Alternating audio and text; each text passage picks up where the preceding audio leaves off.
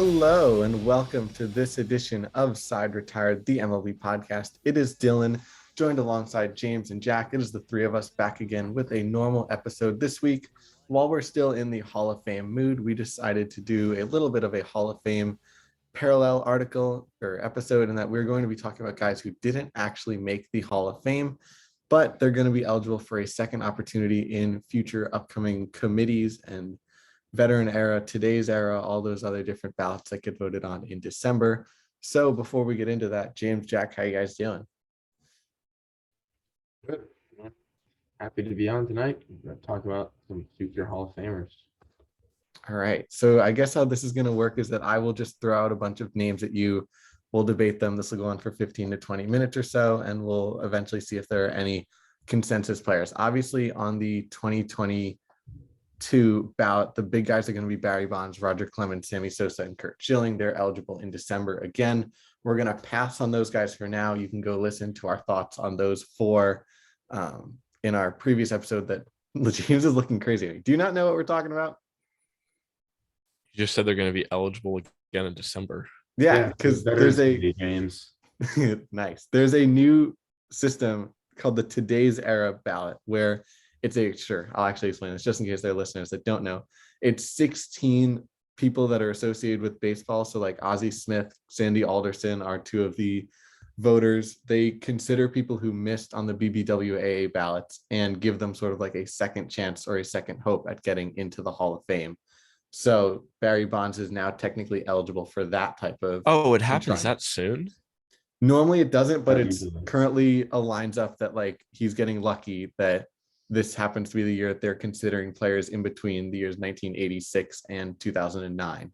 Oh, okay. Then, I knew that was a thing. I just didn't realize that he would be considered the first year he didn't get elected out of the Hall. Because like earlier this year they did the, I think like 1950s or so, as we saw Gil Hodges got in, Jim Cock got in. 50s. Yeah. So this year they're doing the 1980s and 90s and early 2000s. So technically Bonds and Clemens and Sosa and Schilling fit into that group, but we'll focus on a couple different players. We'll start off with a guy that failed to make 5% on his initial ballot, although that surprised a lot of people. Kenny Lofton, Hall of Famer or not. And I will flash his screen or his stats on the screen for people who are watching on the YouTube. Thoughts? I mean, it's tough. I mean, he's 6-time All-Star, 4-time Gold Glove Award winner. Basically 300 lifetime hitter. He has the WAR to be. He's in a borderline with the WAR to be in the Hall of Fame. Stole a ton of bases. Doesn't really have any awards or any World Series championships. So for me, I'm gonna have to say he's not a Hall of Famer, especially because he wasn't even able to get the 5% when he was voted on way back then. I have to concur with James in my assessment. Now, I think he's definitely much better than the writers gave him credit for. I don't think he's the type of guy who should have been voted off his first year on the ballot. But if you look at like his career WAR, his career like 7 draws as Baseball Reference, like pretty much measuring 7 peak dominance, that and his WAR per season, he's below average compared to current Hall of Famers in every single metric. So while he's an excellent career, I think very underrated, I would not include Kenny Lofton in the Hall of Fame. I think I agree. He probably fits into that Jim Edmonds sort of category in that they're really great players, but they're probably not Hall of Famers. The next guy, Yankee fans and Met fans know him pretty well. Baseball fans in general are going to get to know him pretty well, as he's now the new voice of Sunday Night Baseball. This is indeed former Met and Royals legend David Cone. And Yankees threw a perfect game with the Yankees still in. True. I think it's close. I think honestly, it sounds stupid, but not having 200 wins, those extra 6 wins would really help him. I feel like get in. Let's see, strikeouts, almost 2,700 strikeouts. I think he just falls. I think he's in the same category as Lofton, as a great pitcher and a great player, but just not Hall of Fame worthy, not a Hall of Fame career out of David Cone. I'm going to go yes for Cone, just because obviously baseball immortality, perfect game. His WAR numbers per season match up actually pretty well with pitchers currently in the Hall of Fame, and like his overall career, I think matches well with various guys who are actually in the Hall of Fame, like Dwight Gooden, Justin Verlander. So I'm going to say yes. While he is a borderline candidate, I'm going to go with yes for David Cone. This guy is tangentially related to the big conversation we had earlier this week. How about Mark McGwire? Ooh. I it's And we'll tough. ignore the fact that Barry Bonds didn't get in. Just on a straight statistical standpoint, is Mark McGwire a Hall of Famer? It's tough because, I mean, 583 home runs puts. I mean, that's a lot of home runs. 3-time Silver Slugger, 12-time All-Star, World Series champ. I mean, he really did. He did it all. I mean, it's tough. Gosh, man, 70 home run season. When you tell the story of baseball, I mean, yeah, I think when you think of what the Hall of Fame is and what it should be, and you want to tell the story of baseball, you got to have Mark McGwire in there. So I'll say yes, he should be in the Hall of Fame, and I think the committee should elect him, and I think they will elect him. I think if you're going obviously with the story of baseball argument like museum, which I do adhere to a lot, I think we talked about that on our first Hall of Fame episode, and we use that a lot for Barry Bonds or A-Rod or Roger Clemens. I think you could definitely find that case for Mark McGwire, especially given the history and that iconic 1998 season with him and Sammy Sosa. The numbers alone, though, I'm like, especially considering he only played first base, where that's even a position like his career numbers as a whole, it's kind of tough for me. I'll say yes, but I think he's slightly overrated in that category. I mean, obviously, given that Barry Bonds didn't, it's hard to say that Mark McGwire is a Hall of Famer. I think if they let Sosa in, I think we would see McGwire also get in, though. I think McGwire that's is more of a case than Sosa, though, because I mean, while you don't really have that like Bonds and McGwire, I know Ortiz, A-Rod, etc., have like this built up resume pre-steroid. I don't really know if you can say that same for Sosa, whereas it seems like he's a pure product of roids, and like he could not play an ounce of defense, and his numbers really showed that like he's pretty much a product of the juice. Yeah. I think the only problem is that McGwire has a career 1,600 hits, which I don't have it in front of me, but that sounds like it would be the lowest all time of a position player to only have 1,600 hits and be a Hall of Famer. That is crazy, but also Yeah. if you think about it, that would mean that like 36% of his hits were home runs, which is like nuts. You did mention the 200 win hurdle is yes, since wins, people can say now wins don't matter, but back in the day when pitchers were throwing complete games and going the distance, they were at least a bit more relevant. One guy that did pass that 200 threshold is Orel Hershiser, the World Series MVP, and all those things to do with it. Yes or no? I think Orel Hershiser should be in the Hall of Fame, and I think he will be in the Hall of Fame.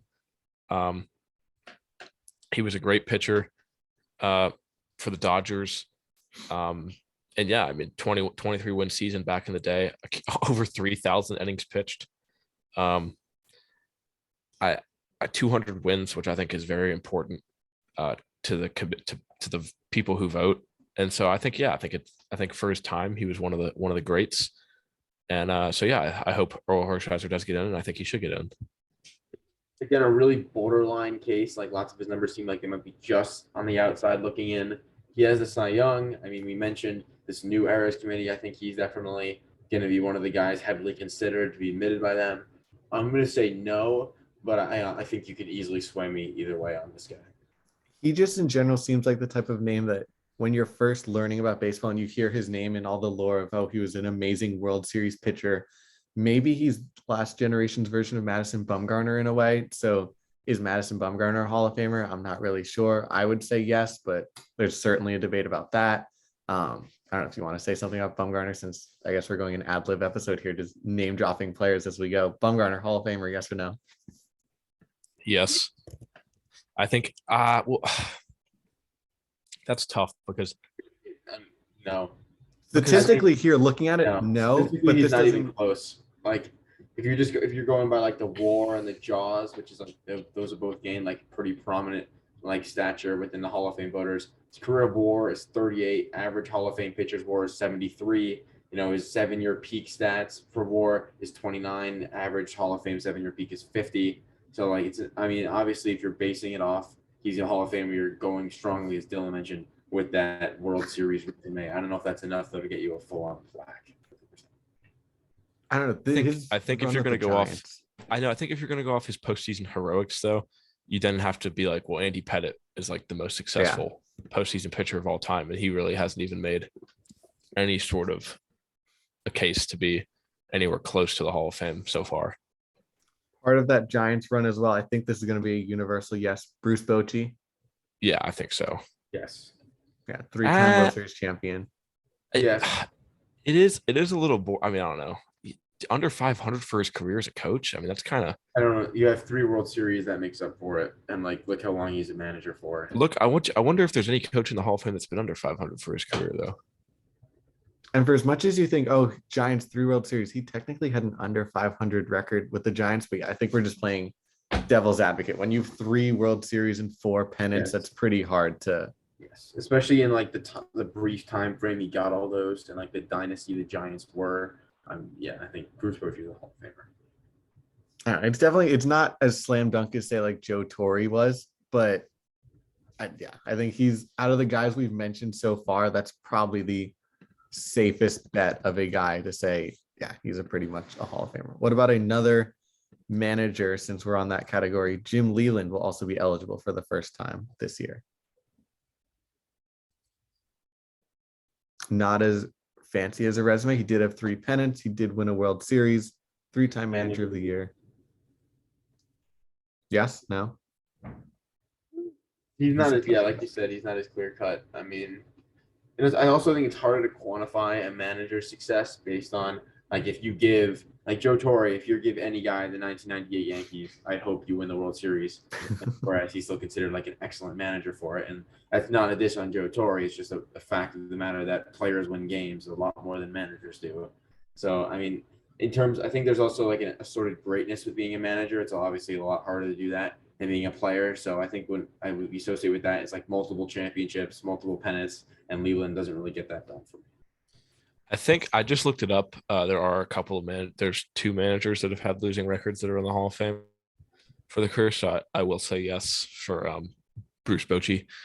And for Leyland, I think Leyland also has a strong case. So I'd say yes, he'll get in. Another guy that we were mentioning, they just missed the massive benchmarks. Fred McGriff was 7 home runs short of 500. And I think when you look at the 500 home run clubs, the only guys that didn't make the Hall of Fame, you've got obviously the active guys, Pujols and Cabrera, who will get there some point. And then you have the steroid guys. You have Bond, Sosa, McGwire, Canseco. So Fred McGriff had hit that 500. I think he's in the Hall of Fame. So what is the difference between 7 home runs? I mean, I think that's the question, like 7 home runs. And I think over that long of a career, that could just be, if the wind's blowing in bad one day, or the guy makes a fantastic catch and you play from 86 to 04, like that's going to happen to you. So I don't really basing him off like not missing the benchmark by 7. And there's a whole thing. Also, like, I think we've heard the writers say, lots of these new owners aren't really believing in the benchmarks as locks as they used to be. I mean, his career stats don't really they don't match up as well, especially given he's first baseman, so he doesn't provide much defensive value. But I will say I do, as much as I am not big on counting stats, I do like using the benchmark just because it's part of baseball history. So I'm going to say yes for Fred McGriff. I think it's a close call. I mean, the offensive numbers aren't jaw dropping. They don't pop off the page. I mean, he was a good player. It's just tough. Just under 25, a tick under 2,500 hits and a tick under 500 home runs. I just don't think Fred McGriff. I mean, I think he will get in, but I don't think he should get in. Dylan, you're muted. Dylan is muted. Oh my goodness. I think the problem with that is that it's none of these guys were the best players at the point of their career. I guess McGwire is the only exception because he's got the other issues with him, but it's sort of like Fred McGriff was not the best baseball player in the 90s. Now, he's also one of the few guys in the 90s that is clean, apparently, and that there's not a single rumor about Fred McGriff taking steroids. And you could see by his size, he was 6'4" and 190. So yeah, he wasn't taking steroids unless they just weren't working on him. But in general, the problem is we're dealing with a lot of guys that there's no for sure. I don't think anyone's getting overly upset that Fred McGriff isn't in the Hall of Fame. And well, besides Atlanta Braves fans or Tampa Bay Devil Rays fans who grew up to love him, you can't really sort of discipline that in general. Next guy up on the list, John Franco, former closer of the Mets. Franco. as I bring up his stats, if you want me to. That long pause just made me think you need the the whole stats. thing- Yeah, we could do some I stats. don't have John Franco's statistics implanted in my brain. I'm There you sorry. go. Yes, I think Franco should be in the Hall of Fame. I'll say that. I think relievers are very much slept on. think- I mean, 400. I feel like 400 saves is just a massive number that we won't see many relief pitchers reach ever again. 21 years and amass like a 23 career WAR. I get like obviously I don't really buy the argument that like relievers are useless, and I think relief pitchers do belong in the Hall of Fame. I just don't think John Franco really does it for me to say that he's done it enough to make up for like the minimal value he provided by going out for one inning appearances to say that he is at the level where he deserves to be enshrined with greatness. Yeah, but the thing is, I mean, I don't think we're going to see many closers ever reach 400 saves again. I feel like Kimbrel might be the last one, maybe Chapman, that we see that gets to the 400 save benchmark. And not to mention, like, even his stats wise, amongst like the few relievers that are in the Hall of Fame, are like he's well below average in most of like the statistics measuring like his career and his 7-year peak. So like I have a hard time compensating that with like playing like averaging just over 1 WAR per year. But his stats are just so close to Billy Wagner's. Like, and I think Wagner's not in the Hall of Fame. I think Billy Wagner could should make the be, Hall of Fame, and I think he will be.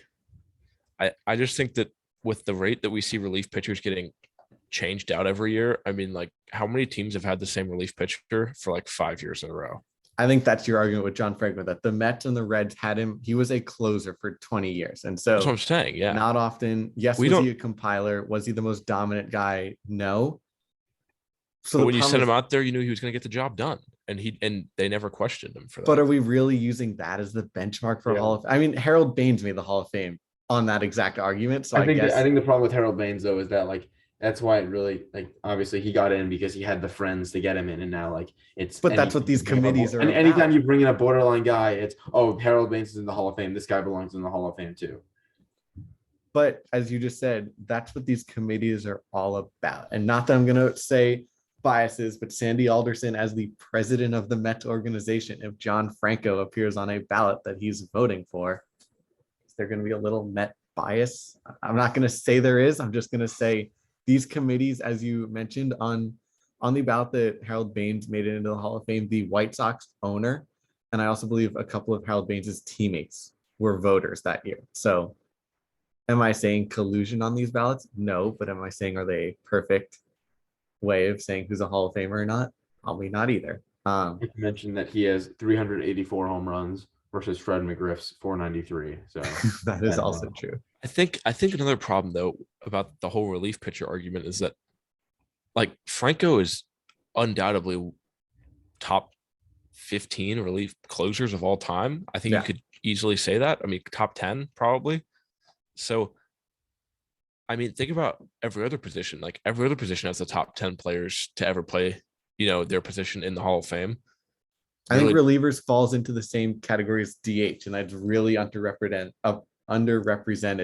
And the guys that are in there are the guys like Raleigh Fingers and Dennis Eckersley, who weren't this traditional 1-inning closer role. And it's more they were there for the 7th, 8th, and 9th inning. And the only guys that have gotten through so far are the Mariano Rivera's, are the Trevor Hoffmans, who are there because they have the counting number 1 in saves stats, as opposed to like Billy Wagner, who's struggling right now. Yeah, but I also feel like I don't think we realize like Franco has the 5th most saves of all time. Yeah, like 400 saves is not just like an easy stat you can just accumulate. The save doesn't really not have as much weight as it used to. And like if you think about the save, you're coming in when your team already has a lead and are just expected to not blow it. So like I don't know if you really equate that with greatness, because it's not like you're coming in and there's men on. It's you could be coming in with a 3-run lead and you're pitching 1 inning. I hope you don't blow a 3-run lead under that circumstance. I know, but think about if it was that easy, like a lot of these guys would be up there in saves, but they aren't. Like think of any dominant reliever nowadays. Like they're not even close on this list. Because lots of the time people were managing for the save stat and they'd only use the reliever in save situations. They have a certain guy. If it's the situation you go, and you also see nowadays teams save their best pitcher not for the ninth inning, but they use it in like the most crucial situation. If you have hitters 2, 3, 4 due up in the seventh, you want to bring your best guy, and there's men on. You want to bring your best guy to get those guys out rather than saving him for your potential lead you'll have in the ninth. I'm going to argue that point because John Franco in most years, he had around 60 to 70 appearances. So it wasn't like he was only being kept for save situations. I mean, he led the league in saves 3 years where he had 39 in 1988, 33 in 1990, and then 30 in 1994. And in those years, he had 61, 50, and 45 appearances. So he still did come in when he wasn't in a save situation. But again, this isn't like Mariano Rivera where it's like, yes, he's a Hall of Famer. There's a reason all these guys failed to get through on the ballot, is all I'm saying. One guy, though, he did not pass the ballot because there's alleged rumors that he was horrible with the media, and instead they, as a punishment, voted him off the ballot. That is Albert Bell, who does not have the longevity at all to be a Hall of Famer, but in 12 years amassed a 40 career WAR. Thoughts? Man, I don't think there's really much debate. I don't think he's a Hall of Famer. He doesn't have the numbers. The WAR's not even close. I mean, yeah, I mean, if he had played longer, yeah. I mean, the numbers are impressive for the short time he played, but I just think he still falls way short of being a Hall of Famer. Yeah, I mean, I have to agree with James. I say this was like, the situation we had this year where a guy is getting voted off simply off of the writer's opinion of him, who is a clear-cut Hall of Famer. I think that's a huge problem. But to say that, I think you can see this for you two people, you can see on the screen, his numbers just don't match up with the guys who are currently in the Hall of Fame at his position. I don't think that's enough to get him in there. And to say that, it's just because the writers colluded against him because of his personality, I don't think it's a fair argument because there's not really a ton to back up that he is a Hall of Famer. I don't know if you look at, I don't know what these stats mean. So I just scrolled down to black ink. So those are just metrics. So they take in like various accounts. Like if you have like this X number of hits in a year, your points on your batting average, winning this award. And it's just like a cumulative way of so he's above the average Hall of Famer. In that's black. There's like different metrics, but then if you go down like here and see like the WAR and the peak, his career WAR is much below. And then for his 7-year peak, he's still a solid 5 down below. I think the only thing we have that's different with Albert Bell and the other guys we've mentioned is that there is a period of time where he was the best in the sport. He almost did 100 home runs in 2 years combined. Like that's not, yes, maybe he took steroids. Who knows? I don't think he has allegations against him, but in the 90s, when he put up 50 homers, there's got to be some suspicion. But in general, he put up 50, 126 and 48, 148 in back-to-back seasons. This is the first guy that we've had to deal with that is the best in the sport at a particular time. So yeah, then he hit 357 the year before he hit 50. Look at his average. Exactly. This guy, there was maybe it wasn't 7 years long, but there's a 5-year peak here where he's one of the best in the game. And is that enough to make him a Hall of Famer? I don't know about it. He probably deserved more than getting less than 5% on the ballot. And when you go 34, 38, 36, 50, 48, 30, 49 again out of nowhere. And in a cool little stat here, he played in 163 games that year. So I don't know how that worked out, but 160. You had to get traded, right? Or is it no? He played the White Sox. I don't know. I don't know how he did that, but that year he also led the league in slugging, OPS, OPS plus, and total bases. And he drove in 152. Somehow wasn't the league lead. Albert Bell is a Hall of Famer. I'm going to argue this peak right here is enough to convince me. Why was he out of baseball? Because he got blackballed out of baseball because the writers didn't like him. So teams thought he'd be bad press. And so nobody signed him. Nobody retires after a 103 RBI season just because they're breaking down. That's crazy. I don't know. He's a very interesting 103 candidate. RBIs is the reason he was good. He had a 342 on base. He had 23 home runs, RBIs. I will take a guy hitting 103 RBIs any day of the week in my lineup, regardless of what their slug or whatever their. Oh, we're well aware, Mr. Matt. We're well aware that you'll take someone that can drive in runs. Oh, is that a P. Alonso insult? Whatever. Another Met, Davey Johnson won the 1986 World Series. I don't know. I'm a Mets fan, and I'm even saying I'm not sure Davey Johnson's a Hall of Famer. I don't think so. didn't even know who he was before you just said his name. So in my book, I'm going to say no. Jack?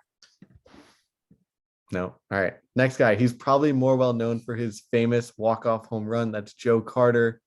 Not a Hall of Famer. Somehow his WAR's at 20, even though he's a 5-time All-Star. I don't know. No. Go back up to his numbers, his career. Yep. Was he I don't that bad get how the defensively? That's why, because he no defense. Yeah. I Because mean, the counting stats, he's almost at 400. He's at almost 2,200 hits. that's crazy. No, And he stole a lot of bases. I guess it's not worth anything though. And his peak in his career are nowhere close to Hall of Fame status. Yeah, I agree. Not a big enough peak, and the counting stats aren't really there, All right, especially for how long he played. let's cause a little bit of a debate with an active player who said this is his final season in baseball, Yadier Molina. It's not even close. Yes. Yeah, I mean, I think this. If you're talking about like, there are people who think Yadier Molina is a current top 10 catcher in baseball. That like I strongly agree with. But if you're going to talk about like for his career, especially considering he played catcher the entire time, won 4 platinum gloves at probably the most important defensive position in baseball, I'm going to say yes, Yadier Molina is a Hall of Famer. He's also a lifetime 280 hitter, just kind of slept on, especially at the catching position. So yeah, I don't even think it's close. He's first ballot Hall of Famer. How about the guy he battled out for a lot of NL All-Star game rosters, Buster Posey? Yes. Nope. Ooh, Nope. let's have some Yadier fun. Molina is a Hall of Famer, so is Buster Posey. Nope.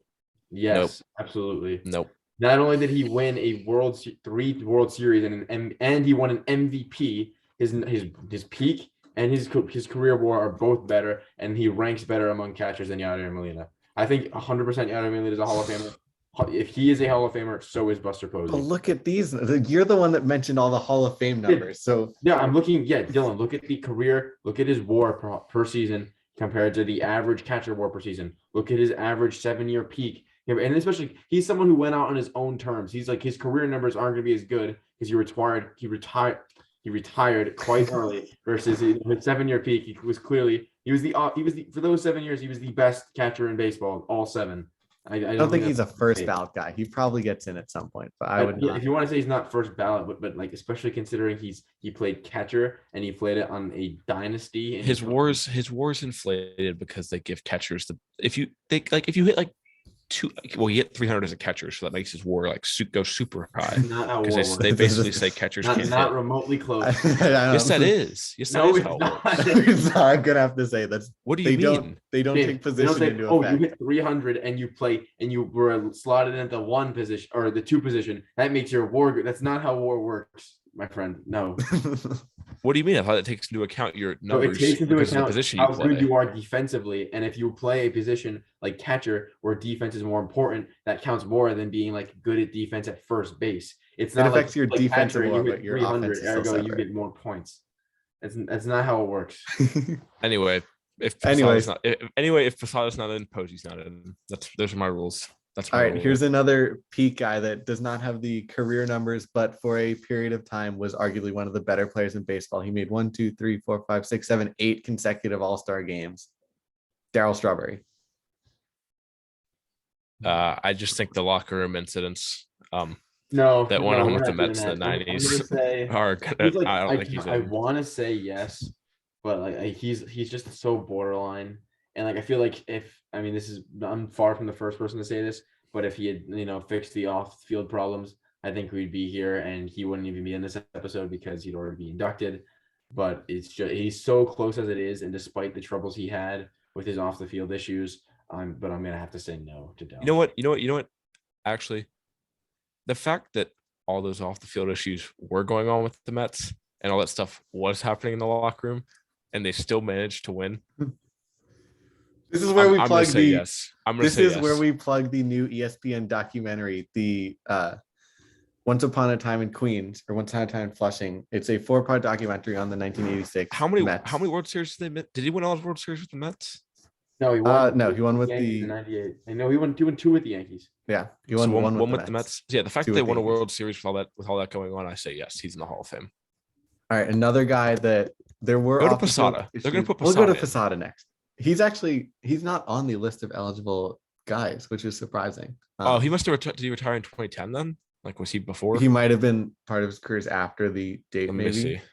Another guy that Jack, you can take him over first. Keith Hernandez, Hall of Famer or not? I think I forget if James. I think James on this episode, but I think definitely you and I, Dylan, we talked about Keith Hernandez when we announced he got his number retired, and with Mike Vaccaro, you can go listen to that interview now. I think we all concur that yes, Keith Hernandez is a Hall of Famer. You know, he won 11 Gold Gloves. He played stellar defense at first base, and he won an MVP. He clearly showed he was a stellar first baseman. He was receiving very excellent honor of having his number retired, and I think it should be corresponding. And also, this is another guy. I mean, we can go Posada first, but I think Don Mattingly as well. He is, if you look at his career compared to Hernandez, very similar paths. I think both of them should belong in Cooperstown.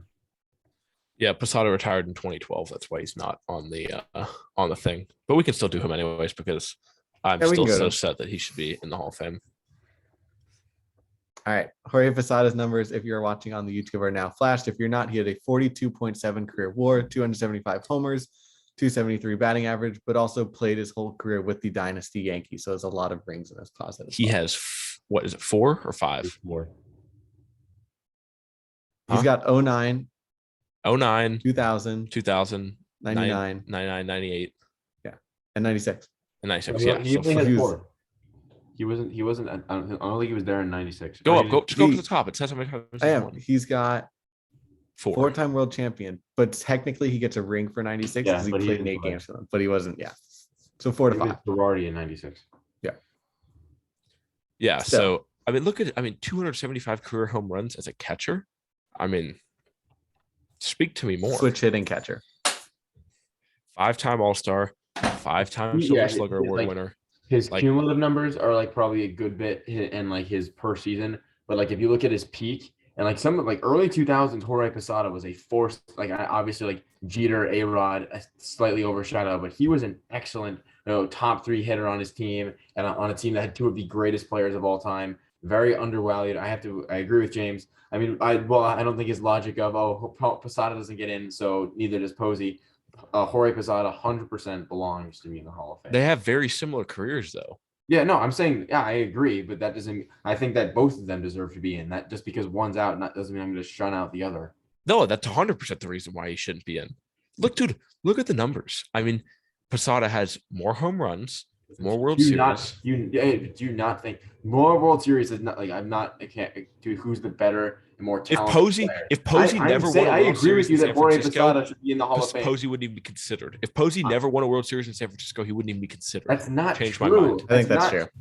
That's the very lore true. of Buster Posey. He was the best offensive catcher for like a strong point of his career. Played excellent defense at the position. That like it helps, but to say that his 3 World Series built his entire resume is just not true. I do. I think if Molina, by that same argument, then if Jorge Posada is on the Diamondbacks or he's on the Orioles, he's not considered either. Correct. I 100% agree. I think that's actually not true. I think it is. Numbers. I think it is. They played catcher too. I think the fact that he's a more well-known. I think it's the anti-Fred McGriff. Third in the MVP in 2003. I think it's the anti-Fred McGriff argument in that nobody claims Fred McGriff because he bounced around the league, so he doesn't have a team to like literally rally around him. Yankee fans rally around Jorge Posada making the Hall of Fame, and White Sox fans rallied around Harold Baines making the Hall of Fame. That definitely helps. Like look at his 7-year Jaws, his average WAR compared to Hall of Fame catchers. It's like it's on par with them. Yeah, it's a whole WAR lower. Look at his 7-year peak. Yeah, it's like it's on par. It's close. It's close enough where I'm going to say there's a significant argument. I think with Posada and Posey, if they both don't win world championships, I don't think anyone even considers them to be in the Hall of Fame. If you finish, Posey won an MVP, Posada finished top 3. Like you can't value catching numbers the same way you do as the other position just because of the wear and tear they get, which is why you see guys with significantly worse numbers get in because they endure and they spent so long in the league as a catcher. I think it definitely helps their argument, but to say that builds their entire Hall of Fame resume is just simply not true. All right, so I'll go to another catcher then, who I think has better statistics than Posada and Buster Posey. That's Joe Mauer. Yes, 100%. I think he's a Hall of Famer. Yes, Posey and Posada were both around 45, 40.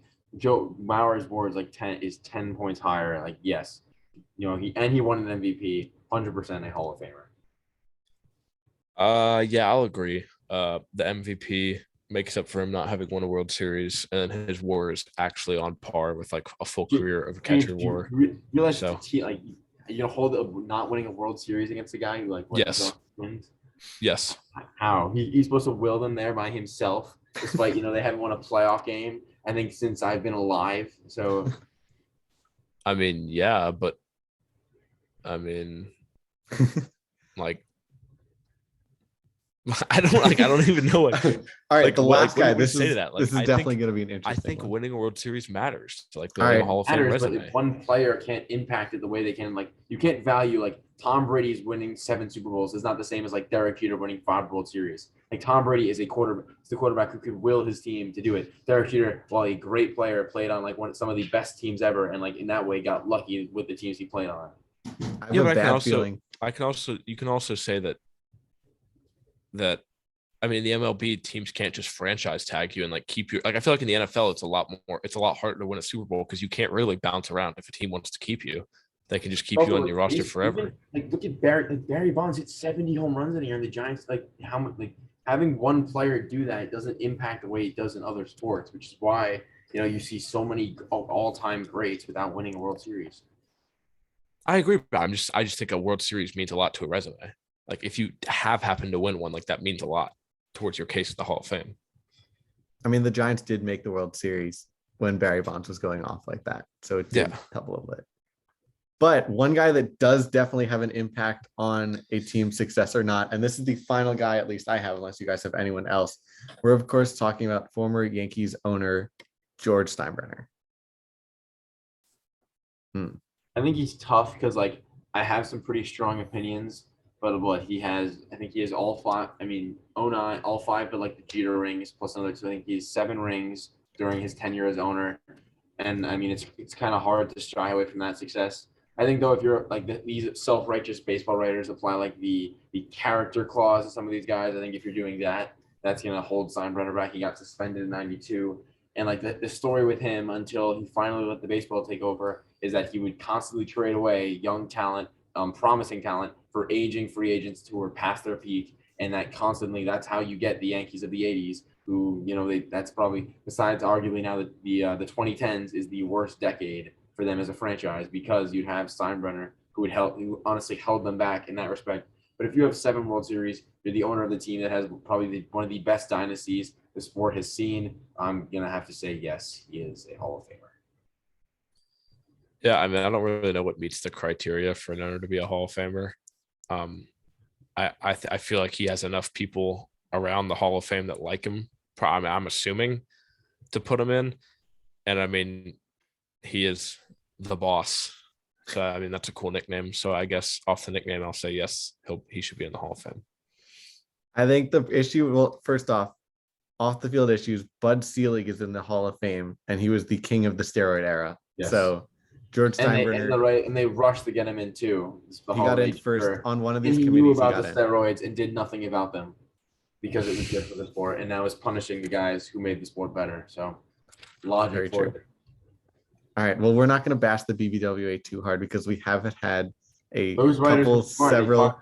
Those guys agree with us, which is why we have them on. That is true. All of Ken Davidoff and Mike McGwire both said that they would vote, or they did vote for Barry Bonds. I'll speak on behalf of the Side Retired podcast. We bash any writer that did not vote for Barry Bonds or Roger Clemens. I will second that view. All right. Side Retired, rule number 1, you must be a pro Barry Bonds, Roger Clemens Hall of Famer. Pro Deal? 7 styling. If you didn't vote for Bonds and Clemens, you are no fun. You hate awesomeness. Right. And you hate balls going far and balls being thrown hard. All right, now bold prediction time quickly, yes or no, because we are approaching the end of the episode. On this committee, surely Bond, Clemens, Schilling, and Sosa will all be among the players discussed. The rules are it's 16 people who are associated with baseball.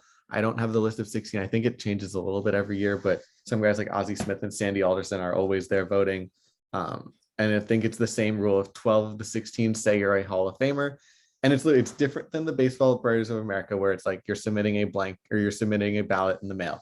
It's these 16 people get together in a room in Cooperstown, New York, maybe it's Zoom, I don't know, whatever, 2022. And they just discuss players for, I believe it's like 4 to 5 hours long, the meeting where they're literally just presenting cases for why or why not a player gets into the Hall of Fame. It's like, for example, when Harold Baines got in, it was Tony La Russa, I believe, was in the Zoom room or was in the actual room and like made a case for half an hour why Harold Baines deserves to be in the Hall of Fame. And then they discuss him for 45 minutes. And then at the end, they say, all in favor, raise your hand. So with that in mind, 12 of the 16 people in that room need to say Barry Bonds is a Hall of Famer. Will it happen? Yes or no? I think it depends on who those 16 people are. Because I think if you have, players who knew what was going on with the steroids, they knew that most of the guys in their locker room where they were going against were probably also on the juice, and they have appreciation for what Bonds did for the game. I kind of want to say, I know lots of people don't have hope, so this is a bold prediction, so I will say that they shock the world and do the smart and correct thing of electing Barry Bonds next year. I think the Hall of Fame themselves wants Bonds in, but the writers do not. So I think now the Hall has a chance to get the guys in that I think they'll get in. Because like if you think about like the letter they sent out, I think it was 2017, pretty much bashing like how these steroid users are the worst people alive, and like saying we don't want them in here, and that just really ticked off a lot of writers and has encouraged lots of like prominent baseball figures like Jeff Passan who don't cast a ballot anymore. So I kind of I'm not sure. I hope that baseball, they want the best possible players available in, but I don't know if they're hoping that these guys are elected next year. I know. I just feel like after all this backlash recently towards baseball about not having these guys in the Hall, I think they finally just have to let them in, because it just becomes a bad look for the sport at this point. Hopefully. I'm sorry. Did you say Jeff Passan? Jeff Passan. There we go. All right. Just making sure. I had to call that out when I heard Jeff Passan and I was not sure. All right. So we have our bold predictions. Thanks again for tuning in. I was just for the last minute trying to find who's on this committee and I cannot find it, but I think part of it is like decided this summer, or like and then they're only getting like 10 guys too. I was like reading about it today. So it is going to be a bit more selective. So we just gave you a list of roughly like 20 or so names that could be on it. They will, as Jack just mentioned, narrow it down to the 10 guys. In the past, the names that have appeared on there that we did discuss today, the last time around that they did this era committee was Orel Hershiser, Will Clark, Albert Bell, Joe Carter, Mark McGwire, Lou Piniella, Davey Johnson, George Steinbrenner, and Charlie Manuel. And none of them got in the first time around on this ballot. So we'll have to see if any of them get in this time around, especially with guys like Bonds, Clemens, Sosa, Schilling, Rafael Palmeiro, Robin Ventura, Fred McGriff, Bernie Williams, John Franco, David Cohn, Brett Saberhagen, and all these other names that could potentially make it on there. All right. We've blabbered on for a lot. I think that's it for an episode, unless you guys have anything else you want to add. Getting shaking heads, getting nodding heads. Perfect. Love it. Follow the Twitter at SideRetiredPod. The Instagram is at SideRetiredPod. The website is SideRetiredPod.com. What else do we have? The YouTube is Side Retired Pod. The Apple podcast is called Side Retired Pod. I think those are our 5 big things, unless I'm missing anything else. We are now on Amazon Alexa. So if you go to your Amazon Alexa and say, hey, Alexa, play Side Retired Pod, it'll do it. So we've got that going for us. And unless there's anything else you guys want to add, no, done with that. The side is indeed retired.